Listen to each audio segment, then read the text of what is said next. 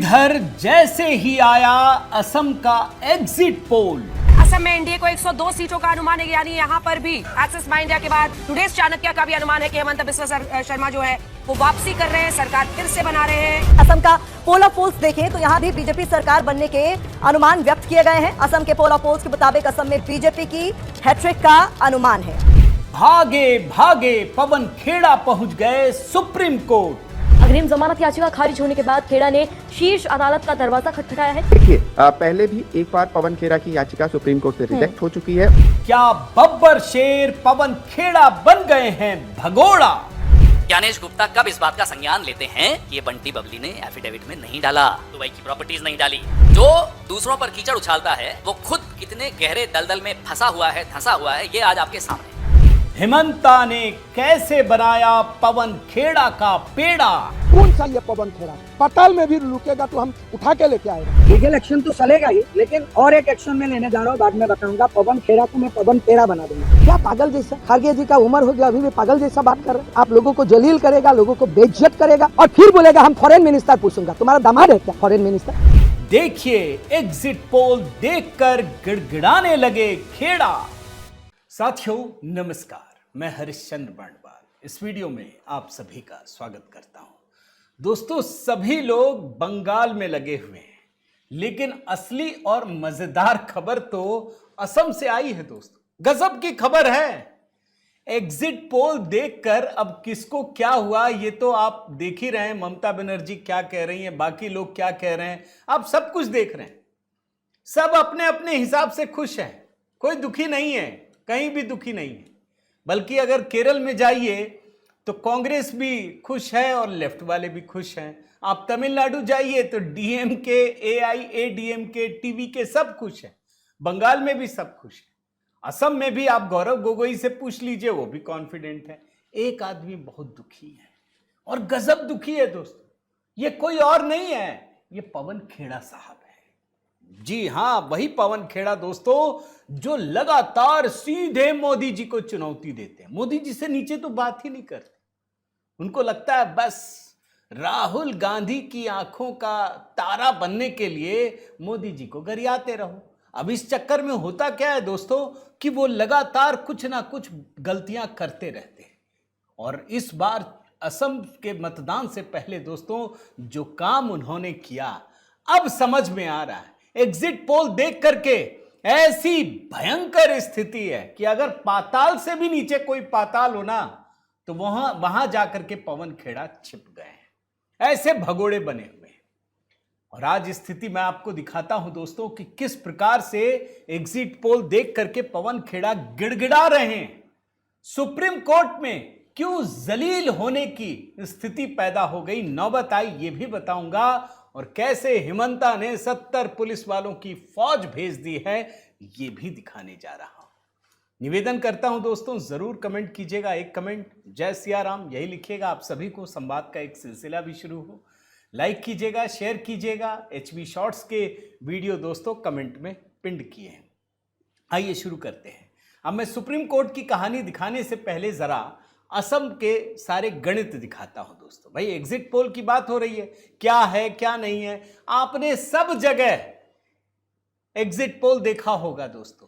साफ साफ भारतीय जनता पार्टी की प्रचंड वापसी, एनडीए की जबरदस्त बढ़त, सीटों में भी, वोट शेयर में भी, कोई कंफ्यूजन नहीं। बाकी जगह तो कंफ्यूजन बचा भी है ना, असम में कोई कंफ्यूजन नहीं है। अच्छा, इसका मतलब क्या है, इसका दायरा क्या है, ये सब भी अभी आपको मैं दिखाता हूं। पहले आपको मैं वो ग्राफिक्स दिखाता हूं दोस्तों। आप देखिए कितने एग्जिट पोल हैं। 1 2 3 4 5 6 7 8 9 10 11 एग्जिट पोल हैं। इसमें 126 है और बहुमत कितना, 64। 11 में से 11 सभी के सभी भारतीय जनता पार्टी एनडीए को बहुमत दे रहे हैं। सब, एक भी नहीं है ऐसा जो भूल चूक से भी पलट दे, एक भी नहीं है। इसका एक गणित भी दिखाता हूं दोस्तों, आप समझिए इसमें क्या खासियत है, क्या विशेषता है। सारे एग्जिट पोल, पहला तो यह है कि भाजपा को बहुमत, एनडीए को प्रचंड जीत दिखा रहे हैं। अब जरा मैं इसका एक डिफरेंट तरीके से विश्लेषण करता हूं। कांग्रेस वाले में आइए, सारे के सारे देखिए, जो सबसे अधिक सीटें दी हैं, मतलब माइनस वाला नहीं, कम वाला नहीं, अधिक वाला, पी मार्क ने 40 सीटें दी हैं, 40 सीटें। और आगे बढ़िए तो 40 का मतलब 1 2 3 4 चौथा नंबर का आपको दिखा रहा हूं। और अगर नीचे आप आइए, कामाख्या वाला, उसने दिया है 39 सीटें, मतलब मैक्सिमम 39-40, 2 ने सिर्फ दिया है। बहुमत कितना है? 64। अब आप इसी में भारतीय जनता पार्टी का देखिए, सबसे कम वाला, इसका सबसे कम वाला हिस्सा देखिए, 88-85 पीपल्स ने दिया है, 68 दिया है, और उसी कामाख्या ने 85 दिया है। बहुमत कितना है? 64। यानी किसी भी नजरिए से, किसी भी हालात में एग्जिट पोल कांग्रेस को बहुमत के करीब पहुंचते हुए भी नहीं दिखा रहा है, बहुत पीछे, कोसों दूर है। और अन्य तो खैर बहुत कम ही है, नगण्य है।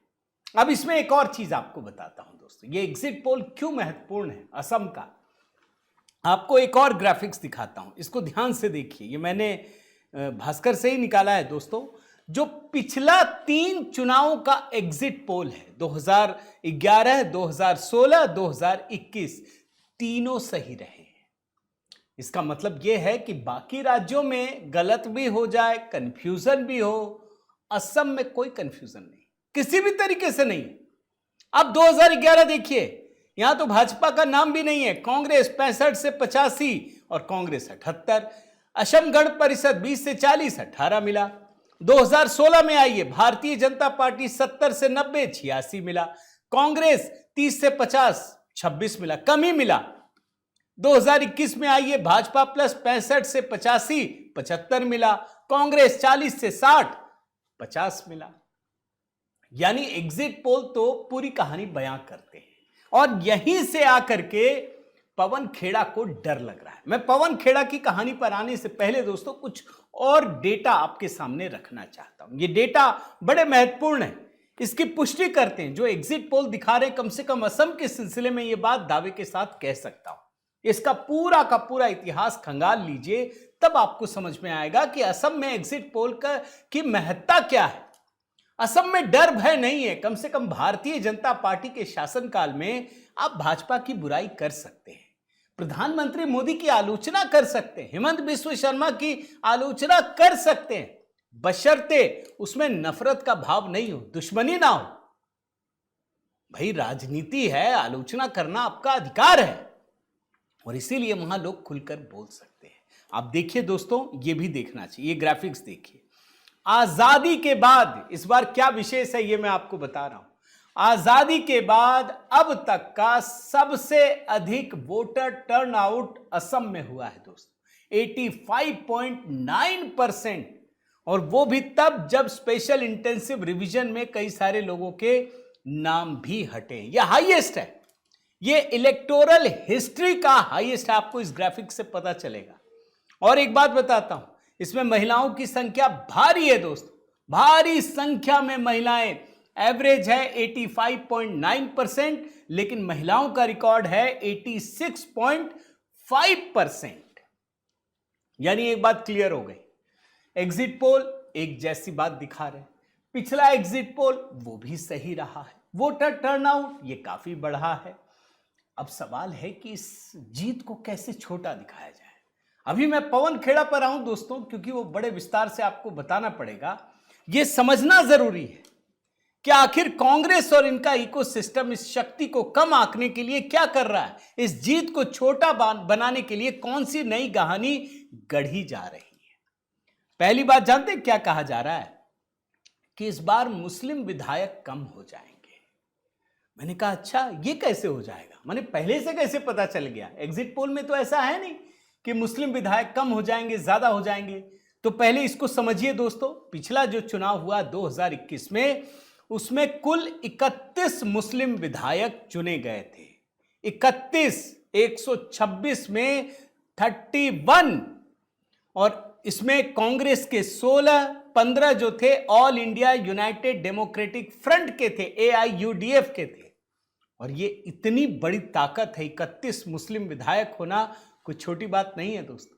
किसी भी सरकार को पलटने का दमखम रखने वाले ये होते हैं। 5 साल बाद सब कुछ पलट गया है।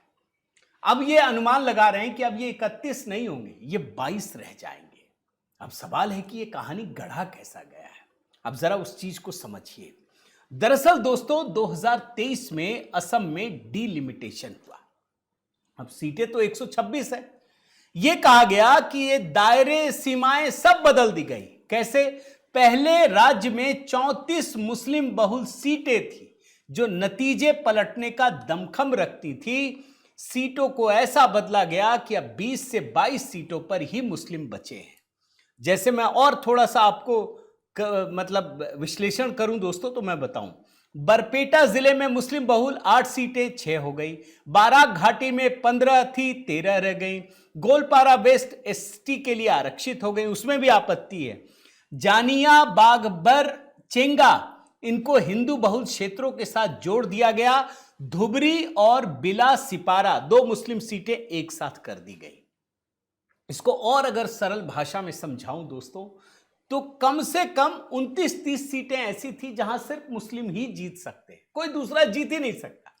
उसकी संख्या घटाकर 22। फिर कुछ सीटें ऐसी है जहां मुस्लिमों का प्रभुत्व अधिक है, माने प्रभाव अधिक है। मतलब अगर किसी के साथ जुड़ जाए तो वो 50 प्लस हो जाते हैं। और ऐसे सीटों की संख्या 41 थी, वो घटकर 26 रह गई। अब ये सब कहानी क्यों गढ़ी जा रही है? सोचिए, 2023 में हुआ है, आज बताई जा रही है। अब सवाल यह है कि इसका मतलब है कि 2021 में जो भारतीय जनता पार्टी की जीत हुई, 2016 में जो भारतीय जनता पार्टी की जीत हुई, फिर वो क्या थी भाई? उस पे तो किसी का ध्यान नहीं गया। आज अगर भारतीय जनता पार्टी जीत जाएगी तो आप कहेंगे डीलिमिटेशन हुआ, तो पिछला 2 चुनाव भारतीय जनता पार्टी ने कैसे जीता? इसका मतलब है कि कांग्रेस ने अपने हिसाब से डीलिमिटेशन किया, फिर भी भाजपा जीत गई। तो ये कहानी है दोस्तों, इसको छोटा बनाने। लेकिन अब आइए, कंफ्यूजन कुछ नहीं है। ये जो बोलने वाले लोग हैं ना, वो भी समझ रहे हैं कि भारतीय जनता पार्टी को रोकना मुश्किल है। और जैसे ही एग्जिट पोल आया दोस्तों, एक दिन बाद ही पवन खेड़ा भागे भागे सुप्रीम कोर्ट पहुंच गए। किस मामले में? समझ गए ना भाई? मुख्यमंत्री हेमंत शर्मा की पत्नी रिंकी भुइयां शर्मा, उनका फर्जी पासपोर्ट 3 दिखा दिया। अब इस मामले में गिरफ्तारी लगभग तय है। लगभग क्या तय है? क्योंकि सुप्रीम कोर्ट से भी पहले झटका लगा, फिर गुवाहाटी हाई कोर्ट से झटका लगा, फिर ये सुप्रीम कोर्ट गए कि बचा लो हुजूर। और जानते क्या कहा? हेडलाइन पढ़िए, मुझे गिरफ्तार कर जलील करने की जरूरत नहीं है। ये पवन खेड़ा कह रहे हैं, मुझे गिरफ्तार कर जलील करने की जरूरत नहीं है। अरे जलील तो आप उस समय हो गए थे जब झूठी कहानियां गढ़ करके फर्जी पासपोर्ट आप दिखा रहे थे, वो भी मतदान के पहले। क्यों? सिर्फ इसलिए कि भारतीय जनता पार्टी को झूठे मामलों में बता करके हरा दिया जाए। सिर्फ इसलिए झूठी कहानियां गढ़ी जा रही थी। और आज सुप्रीम कोर्ट जाकर कह रहे मुझे जलील करने की जरूरत नहीं है।